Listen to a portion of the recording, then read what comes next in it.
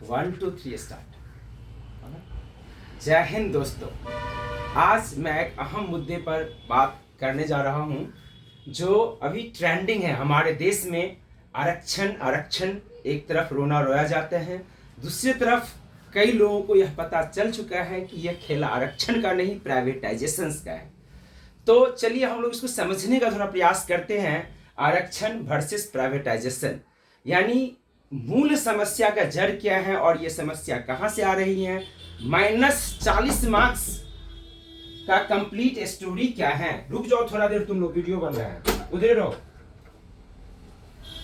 -40 marks का आखिर क्या कहानी है और वहां तक कहानी कैसे पहुंचा, उसके पीछे का क्या कहानी है, हम उसको थोड़ा सुलझाने का अपने शब्दों में प्रयास करते हैं। मतलब एक छोटा सा प्रयास है मेरा, उसको समझने का प्रयास करते हैं। और इस कहानी को हम स्टार्ट करेंगे पीजी से पहले, हम यूजी को समझने का प्रयास करते हैं कि आखिर समस्या का जड़ कहाँ है। जड़ ढूंढेंगे तभी इस समस्या को हम समझ पाएंगे और इसमें मेन विलेन कौन है उसको भी एक्सपोज करना जरूरी है। तो जैसा कि हम देख रहे हैं कि ये नीट यूजी है और इसके हम 2 साल का 50 और 40 परसेंटाइल मार्क्स लिखे हैं।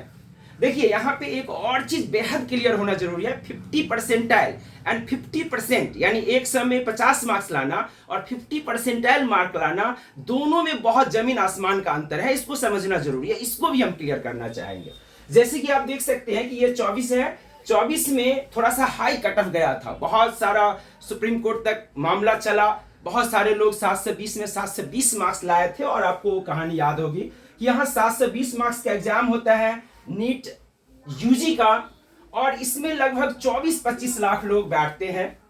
और मेडिकल काउंसिल ऑफ इंडिया का यहाँ कहना है कि जितने बच्चे बैठेंगे, यानी आज से 5 साल 7 साल पहले यदि 15 लाख बच्चे बैठते थे तो 7.5 लाख बच्चे ही एलिजिबल होते थे कि वो पास हुआ मतलब 50 परसेंटाइल में, यानी आधे बच्चे, चाहे वो जो मार्क्स लाए, चाहे वो बच्चे पढ़े नहीं पढ़े, जो मार्क्स लाए उसको वो पास मानेंगे, परसेंटेज नहीं परसेंटाइल। यानी यदि 25 लाख बच्चे बैठ रहे हैं तो 12.5 लाख बच्चों को उसको पास करवाना ही है। इसमें कहीं कोई ये नहीं है क्यों करवाना है। जहां सीट गवर्नमेंट मेडिकल कॉलेज में, मात्र गवर्नमेंट मेडिकल कॉलेज में आज के डेट में लगभग 60,000 मात्र सीट है और प्राइवेट मेडिकल कॉलेज में 70,000 सीट है, तो हमको 12.5 लाख या 12-14 लाख लोगों को क्यों क्वालिफाई करवाना है। इस चीज को समझना सबसे पहले बेहद जरूरी है। तो यहां पे जो मुख्य विलेन है वो है मेडिकल काउंसिल ऑफ इंडिया और प्राइवेट कॉलेज। यदि आप जीएमसी यानी कि गवर्नमेंट मेडिकल कॉलेज में प्रवेश दाखिला चाहते हैं तो भले ही आपका कट ऑफ 50 परसेंटाइल 164 मार्क्स है, किसके लिए, जो मेरिट चिल्लाते हैं, जनरल कैटेगरी के लिए भी ये 500-600 नहीं है, ये कितना है 164 है, 164 ओनली। 164 मतलब 23% मात्र मार्क्स हुआ। ये 40, 50 या 60% मार्क्स नहीं है। यानी जनरल कैटेगरी के बच्चे यदि 720 में 164 मार्क्स लाते हैं तो डॉक्टर बन जाएंगे, और वही थोड़ा सा अंतर करके यहां लिखा गया है रिजर्व कैटेगरी के लिए कि 18% है। अब ये भी खेला क्यों है, ये 40 परसेंटाइल का है और ये 50 परसेंटाइल का है। यहां भी ऐसा नहीं है कि इस रेंज में जो 50 परसेंटाइल में जो ओबीसी के बच्चे होंगे उनको कम मार्क्स आया होगा। ये 40 परसेंटाइल से नीचे वाले कुछ बच्चे हैं, उनको भी वो क्वालिफाई करवा के रखा है। आखिर क्यों, किसके लिए, क्या गवर्नमेंट मेडिकल कॉलेज में एडमिशन के लिए? बिल्कुल नहीं। गवर्नमेंट मेडिकल कॉलेज में ये 129, 164, 200, 250, 300 से कोई मतलब ही नहीं है। इस पे एडमिशन ही नहीं होगा गवर्नमेंट मेडिकल कॉलेज में। तो यहां जो मुख्य बात है, ये जो खेला किया जाता है वो खेला किया जाता है प्राइवेट कॉलेज का सीट भरने के लिए कि वहां मिनिमम कट ऑफ 164 रखो, 129 रखो। जबकि आपको सबको पता होगा कि 600, इवन 650 पे भी बहुत लोगों को मेडिकल का सीट नहीं मिला था। तो फिर इस कट ऑफ का क्या लेना देना है, क्यों ये कट ऑफ रखा है 164, 129 क्यों रखा है, क्यों ये एकदम 23% मार्क्स ही रखा है, 18% मार्क्स ही रखा है। जबकि ऐसे लाखों बच्चे हैं जिसका मार्क्स 600, 550 था, 500 था। ये 24 की बात हो रही है। अभी 25 में वही चीज देखा जाए तो बोला गया कि पेपर थोड़ा टफ आया, तो वहां थोड़ा सा मार्क्स ड्रॉप किया। स्टिल यहाँ पे एडमिशन के लिए जीएमसी में यानी इस 25 में भी 500 प्लस मार्क्स में ही एडमिशन हुआ, चाहे वो रिजर्व कैटेगरी हो चाहे जनरल कैटेगरी हो। थोड़ा अंतर होता है 10, 20, 25, 50। ये नहीं होता है कि यहाँ जनरल का 500 में हो जाएगा और जो SC, ST और OBC है उसको 129 या 113 मार्क में एडमिशन हो जाएगा। तो फिर ये 113 क्यों है, इसको समझे बगैर इसको समझना, नीट PG को समझना बहुत ही मुश्किल बात है। तो यहाँ पे जो मुख्य मुद्दा यहाँ पे ये है कि ये 113 और 144 किस लिए रखे गए हैं। तो ऑब्वियस सी बात है, ये प्राइवेट कॉलेज के लिए रखा गया है।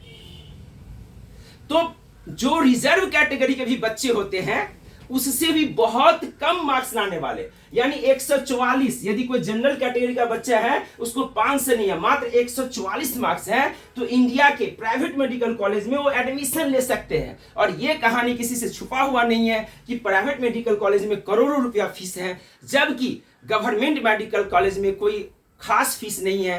15,000, 20,000, 25,000 में एडमिशन होता है। जहां तक दिल्ली एम्स की बात है तो 5,500, 6,500 में 5.5 साल का फीस कवर हो जाता है। तो ये जितनी भी ये मार्क वाला जो डिस्प्यूट चल रहे हैं, ये मुख्य रूप से प्राइवेट मेडिकल कॉलेज का सीट भरने के लिए ही चल रहे हैं, और इसमें कोई दूसरा तीसरा कहानी नहीं है। यहां रिजर्व कैटेगरी के डॉक्टर कमजोर हैं या उनको मेरिट नहीं है, ऐसी कोई भी बात नहीं है। जो मुख्य विलेन है वो मेडिकल काउंसिल ऑफ इंडिया और प्राइवेट कॉलेज। आपको यह निश्चित रूप से समझना चाहिए।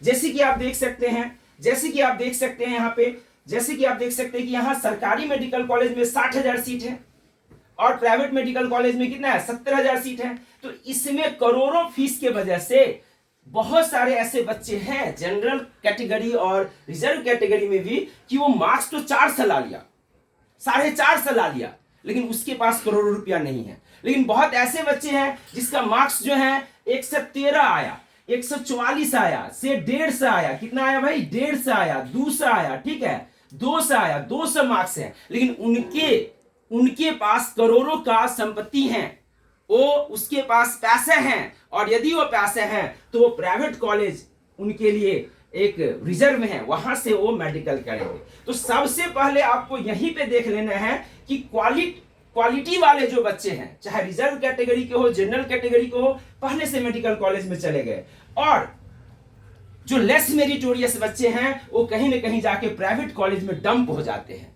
और प्राइवेट कॉलेज में ना उसको ज्यादा मरीज मिल पाते हैं, ना वहां ज्यादा अच्छा बढ़िया लैब है, और ना ही बहुत अच्छे फैकल्टी हैं। इस तरह से उत्तरोत्तर वो पढ़ाई वहां का और भी कमजोर ही रह जाता है।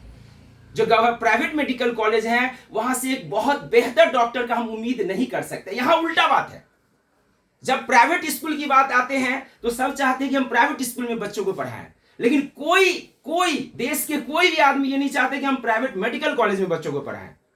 यदि उसके पास पैसा भी है और यदि उसको सरकारी में एडमिशन होगा, सरकारी में, तो पहले वो सरकारी में एडमिशन करवाएगा। यहां समझना है कि सरकारी बेहतर है प्राइवेट से, और सरकारी सिस्टम को स्ट्रांग करना कितना जरूरी है देश में, ये आपको समझना बेहद जरूरी है। क्योंकि ये जितनी सारी बखेरा हो रही है, रिजर्वेशन पे कुठराघात हो रहा है, या रिजर्वेशन को लेकर के, मेरिट को लेकर के हल्ला मचाया जाता है, ये सब प्राइवेटाइजेशन की वजह से मचाया जाता है। कम नॉलेज वाले लोगों भी खूब हाँक रहे हैं अभी फेसबुक पे, सोशल मीडिया पे, एकदम डींगे हाँका जा रहे हैं। जो न्यूज चैनल्स लग रहे हैं उसका भी अपना अलग ही राग है, वो कुछ भी राग अलापे जा रहा है। ये हो गया, -40 हो गया, भाई -40 पे एडमिशन हो गया, वो काउंसलिंग के लिए कट ऑफ निकाला, इसीलिए कि चलो भाई कोई तो प्राइवेट में जाके फंसेगा,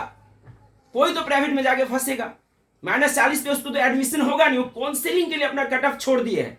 लेकिन अगेन यदि उसमें काउंसलिंग हो तो उसका एक ऊंचे कट ऑफ पर ही उसका एडमिशन होगा। -40 किसको आया, -40 किसको आया भाई, एग्जाम है, 2.5 लाख बच्चे बैठ रहे हैं। नीट यूजी में जहां 24-25 लाख बच्चे बैठते हैं, नीट पीजी में वहीं हम लोगों को लगभग 2-2.5 लाख बच्चे प्रति वर्ष बैठते हैं। 2-2.5 लाख बच्चे में 10, 5, 20 बच्चे ऐसे भी हो सकते हैं जो सो के उठे उहाए हैं, दारू पी लिए, गटक गए, गांजा पी लिए, चले गए परीक्षा देने के लिए, और जो मन हुआ एकदम एक तरफ से क्या किए, ढोड़ दिए। और वो कैसे बच्चे थे, ऐसे ही प्राइवेट कॉलेज से निकले हुए बच्चे हैं। 113 लाया, 120 लाया, कॉलेज में जाके कोई पढ़ाई नहीं किया, उसको मन नहीं लगा, जैसे तैसे अपना डिग्री तो क्लियर कर लिया, लेकिन उसके पास कोई नॉलेज नहीं है। ऐसे लोग जब आते हैं, ऐसे लोग, ना कि गवर्नमेंट मेडिकल कॉलेज में अधिकांश बच्चे जो मेरिटोरियस पहुंचे हैं, तो ऐसे लोग जब एग्जाम देने के लिए जाते हैं नीट पीजी का, और ऐसे ही अनठिकाने में भर दिए, तो वो अंतिम बच्चा का मार्क्स है, वो अंतिम बच्चा का -40 मार्क्स है, जो एकदम हम कहते हैं कि वो एकदम नशे में जाके एग्जाम दे आया। और यदि हमारा व्यवस्था मेडिकल काउंसिल ऑफ इंडिया यदि वैसे बच्चों को एडमिशन के लिए एलिजिबल मानते हैं, तो सबसे बड़ा दोषी मेडिकल काउंसिल ऑफ इंडिया है। भारत का जो स्वास्थ्य मंत्रालय है वो दोषी है, स्वास्थ्य मंत्रालय दोषी है, मेडिकल काउंसिल ऑफ इंडिया दोषी है, प्राइवेट कॉलेज दोषी है। इससे रिजर्वेशन का कोई लेना देना नहीं है। आपका 2 राउंड ऑलरेडी हो चुका है। चलिए हम लोग नीट पीजी का बात करते हैं। यूजी में हम बहुत सारी बातें किए, नीट यूजी के लिए लगभग हम बहुत सारी बातें कर चुके हैं। चलिए हम नीट पीजी के लिए बात करते हैं। नीट पीजी का क्या है? अभी नीट पीजी का एग्जाम हुआ, कितने बच्चे अपियर हुए? 2.5 लाख। कितने? 2.5 लाख। सीट कितने हैं? लगभग 70,000 सीट है। आपका 70,000 सीट है। मैंने एक स्टैटिस्टिक्स विभिन्न स्रोत से निकाल के रखा है। इसमें आपको समझना पहले पड़ेगा कि देखिए यहाँ पे एमडी एमएस का जो क्लिनिकल ट्रेड है, रेडियोलॉजी है या एमएस सर्जरी का जो भी डिपार्टमेंट्स हैं, गायनोकोलॉजी है, ईएनटी है, ऑप्थेल्मोलॉजी है, जो भी है, जो हम लोगों का यहाँ पे एमडी और एमएस का जो सीट है, वहां भी यहाँ पे ये देखिए, ये 22 के हम लिखे हैं, ये गवर्नमेंट मेडिकल कॉलेज का सीट है, और ये 24 के प्राइवेट मेडिकल कॉलेज का सीट है। इस दोनों सीट में जमीन आसमान का अंतर है। और ये भी यहां समझना जरूरी है कि ये क्लिनिकल सीट है, यानी आप क्लिनिक खोल सकते हैं, डायरेक्ट पेशेंट से इंटरेक्ट कर सकते हैं, पेशेंट को प्रेस्क्रिप्शन लिख सकते हैं। तो ये सीट लगभग ये दोनों मिला दिया जाए तो कितना हो जाएगा? 46,000 लगभग ये सीट है, जिसमें 22,000 सीट है गवर्नमेंट में, 24,000 प्राइवेट में। अब दोनों में अंतर क्या है? जमीन आसमान का अंतर है। एमबीबीएस के बाद एमडी करना मस्ट है, नहीं तो फिर उसके स्पेशलिटी नहीं होगा, और उसको एकदम किसी शहर में बैठ जाए तो सीधे एमबीबीएस किए हुए को कोई पूछता भी नहीं है। तो यहां रेस है इस सीट के लिए, ये क्लिनिकल सीट के लिए। और 2 राउंड ऑलरेडी हो चुका है, आप जानते हैं 2 राउंड हो चुका है। और 2 राउंड 24 में जो 2 राउंड हुआ और 25 में जो हुआ, तो 24 में भी ये देखिए 2 से 91 800 में, जो कि अगेन 50% है, परसेंटेज नहीं, यानी ये 36% मार्क्स है। और ये 32% रिजर्व कैटेगरी के लिए। देखिए यहां आप ध्यान से, 2 से 91 2 से 57। और देखिए ये भी फिगर एडमिशन का फिगर नहीं है, 400 प्लस मार्क्स वालों से कम का नहीं एडमिशन होगा। इस इवन 500 प्लस भी जरूरी पड़ जाते हैं टॉप रेडियोलॉजी जैसे ब्रांच के लिए। तो ये एमडी और एमएस वगैरह का जो सीट है, जो क्लिनिकल सीटें हैं, वो बहुत सारे प्राइवेट कॉलेज में भी उच्च स्कोर चाहिए, लेकिन सारे प्राइवेट कॉलेज का सीट नहीं भरेगा। क्यों? क्योंकि इसमें लगभग 2 करोड़ खर्चा होता है। 2 साल में लगभग 2 करोड़ तक यहाँ का खर्च जाता है। कहाँ का? प्राइवेट का। अब गवर्नमेंट में जहां एक तरफ सरकार पैसे देते हैं, इंटर्नशिप और स्कॉलरशिप 50, 60, 70,000, 80,000 तक देता है महीना का, वहीं यहां पे लूटा जाएगा प्राइवेट में लूटा जाएगा, याद रखिए। और इसी कॉलेज के सीट को भरने के लिए तीसरा राउंड में कट ऑफ को इतना गिराया गया, और ये कहीं ना कहीं लोगों का जमीर मर चुका है, अंतरात्मा एकदम जड़ चुका है, इसीलिए कट ऑफ को गिराया गया। नहीं तो क्यों गिराएंगे? आप उस सीट को यदि आज फ्री कर दोगे या इस पे स्कॉलरशिप दे दोगे, इसके लिए सरकार फंड जुटा देगा, तो आपको ये नौबत ही नहीं आएगा, ये सीट पहले ही भर जाएगा। लेकिन ये पैसा 2-2 करोड़ देके ये सीट लिया जाता है, और इसी में से अधिकांश लगभग 4-5 हजार सीट बचा हुआ है। और सीट क्या बचा हुआ है? ध्यान दीजिएगा। अब इसमें और भी 2 तरह का सीट है, पैरा क्लिनिकल और नॉन क्लिनिकल का। सबसे पहले तो ये नॉन क्लिनिकल कोई एमबीबीएस करके करना ही नहीं चाहता है भाई, और इसका सीट खाली है। 9,000 लगभग 6,000 सरकारी मेडिकल कॉलेज में और 3,000 प्राइवेट में। तो ये नॉन क्लिनिकल सीट पे नहीं एडमिशन लोग लेना चाहते हैं। और ओएनएमसी मेडिकल काउंसिल ऑफ इंडिया का कहना है कि भाई किसी तरह से जो भी लेगा करवा दो, इसीलिए वो पूरा एकदम ओपन कर दिया। फिर तो बोलो भाई उसमें कॉम्पिटिशन देना ही नहीं है, तो कॉम्पिटिशन दो या नहीं तो चलो सब एडमिशन ले लेगा। हाँ, ये ऐसे हल्ला तो अब क्यों कर रहे हो तुम? आखिर क्यों क्यों किस परिस्थिति में तुम 0% क्यों? 0% का मतलब टर्मिनेशन ऑफ एग्जाम्स। क्योंकि एडमिशन तो हमेशा काउंसलिंग के थ्रू होगा, और काउंसलिंग में ऊपर से नीचे रैंक आते आते एडमिशन होगा, मार्क्स आते आते एडमिशन होगा। तो ये जो आप जो अनाउंस कर देते हो 50% 40%, क्या ये एडमिशन का गारंटी है? अभी जो आप 0% की हो, क्या ये एडमिशन का गारंटी है? नेवर। उतना सीट ही नहीं है आपके पास। 2.5 लाख बच्चे हैं, 70,000 को मात्र एडमिशन होना है। 2.5 लाख का 50% भी होता है आपका 1.25 लाख। तो 1.25 लाख यानी 1,20,000 30,000 लोग तो इसमें फॉल किए कि क्वालिफाई किए। लेकिन आपका जो यहाँ टीचिंग का जो व्यवस्था है, जो सिस्टम्स है आगे, उसमें बच्चे अपना इंटरेस्टेड नहीं है, इसलिए आपका सीट क्या हो रहा है? खाली जा रहा है। ये पैरामेडिकल जैसे पैथो, माइक्रोबायोलॉजी, फार्माकोलॉजी, ईटीसी का जो सीट है, ये आपका ये लैब है, जांच वांच इसके थ्रू होगा। ये भी आपका ये दोनों क्लिनिकल और नॉन क्लिनिकल के बीच का ये सीट है। यानी आप क्लिनिक खोल के डायरेक्ट पेशेंट का इलाज नहीं कर सकते हैं, लेकिन आप जांच होगा, यहाँ पे जाके क्या होगा? पेशेंट का जांच होगा। तो ये भी जैसे तैसे भर जाता है, लेकिन सारा सीट इसमें भी नहीं भरता है। और देन आता है आपका नॉन क्लिनिकल सीट। तो ये जो सीट है, ये भी लगभग 8,000 सरकारी में है, 4,000 प्राइवेट में है। 8 4 12, इधर 6 18 3 21।